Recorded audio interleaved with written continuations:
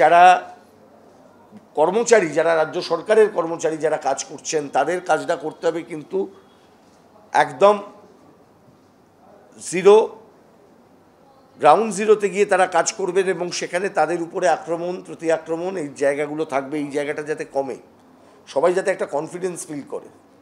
SIR প্রক্রিয়া আমাদের নির্বাচন কমিশনের ক্ষমতার প্রয়োগ তারা করেছেন, কিন্তু এই প্রক্রিয়া চলাকালীন অবস্থায় দেখেছি রাজনৈতিক দলগুলো এমন একটা বাকযুদ্ধের মধ্যে নিজেদেরকে নিয়ে যাচ্ছেন যাতে করে মানুষ কিন্তু একটু ভয় পাচ্ছেন।